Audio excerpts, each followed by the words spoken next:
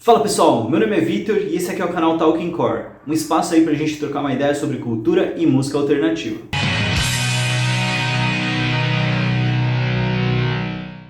E no vídeo de hoje a gente vai dar uma analisada nas capas de 4 álbuns lançados nos anos 2000. Então, sem enrolação, vamos lá.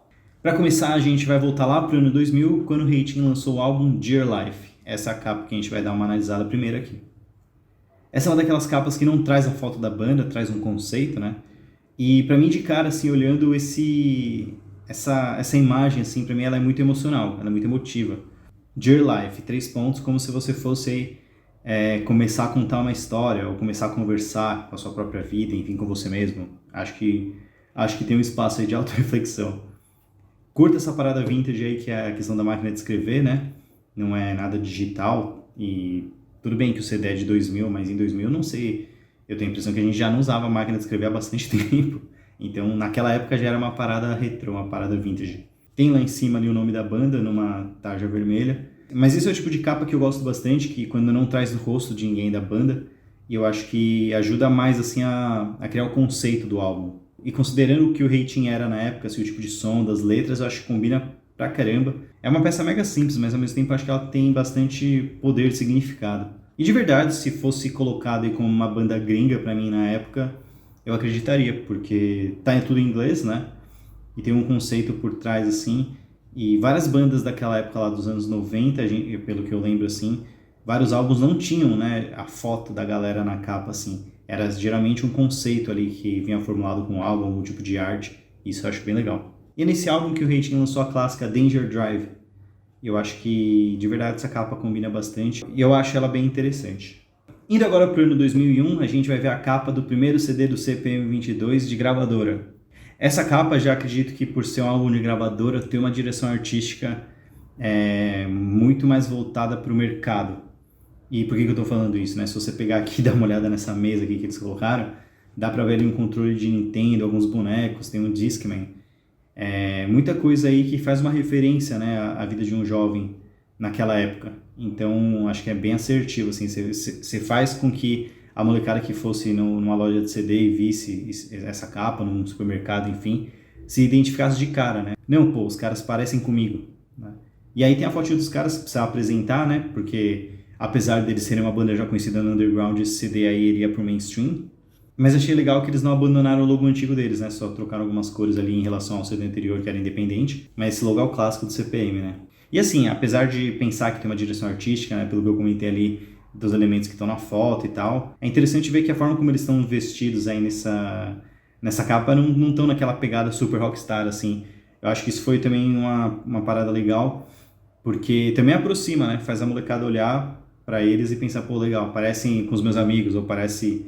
A banda que eu vejo tocar no rolê não tinha uma pegada muito super rockstar. E eu acho que isso imprime bastante o visual que era a cena do hardcore melódico naquela época. E é interessante ver nessa capa que na formação atual só tá o Badawi e o Luciano, né? A última vez que eu ouvi falar do Wally foi por causa da banda Astafix, né, dele, aquela banda de metal, que eu achei muito boa, por sinal. O Japinha teve aquela polêmica um tempo atrás e aí ele acabou saindo da banda. E o Portoga, pra mim, é o maior enigma aí que eu não faço ideia de onde ele foi parar. Eu gostava das linhas de baixo dele. Agora indo para 2002, vamos falar aqui sobre esse CD do Blind Pigs, esse clássico. Para mim essa foto de capa aqui já traz bem a cara do Blind Pigs, assim, né, da época.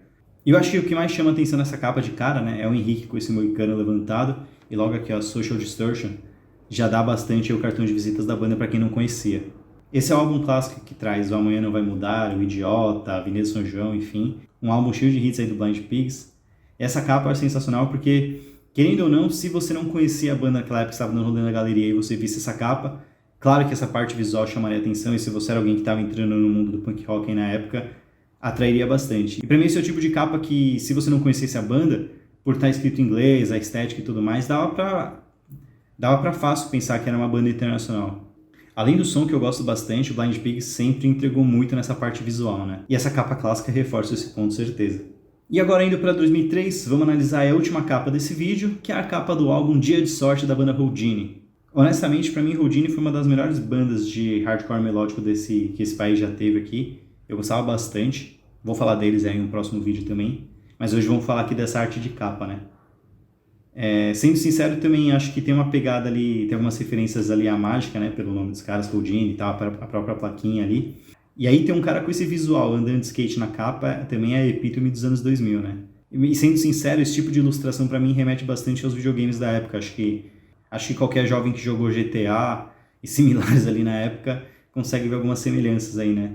Mesmo porque a gente tá falando de 2003, acho que uma época que os videogames não estavam tão avançados assim. Você olha pra essa capa e, pô, é o tipo de som que tocava na trilha do Tony Hawk, apesar de que lá eram bandas internacionais, né? Mas acho que tem bastante essa conexão aí com esse tipo de ilustração, né? E pra mim essa capa, se você trocasse ali onde tá Houdini e colocasse o nome de um jogo e embaixo ali o login da Sony, do PlayStation, dá muito pra botar uma fé que é uma capa de jogo de videogame. E esse ainda é pra mim um dos melhores álbuns nacionais aí de hardcore melódico, eu ouço quase todo dia.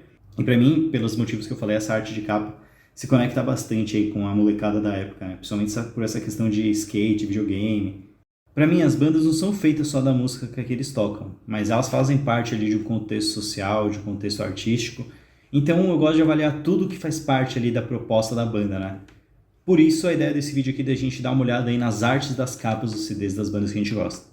Hoje foram só 4, a gente tem mais milhares de capas pra gente dar uma olhada. Se você tiver alguma sugestão, coloca aqui que eu vou dar uma olhada e a gente vai produzir nos próximos vídeos aí, nos próximos dias. Se você ficou até aqui, muito obrigado e a gente se vê no próximo vídeo. Valeu!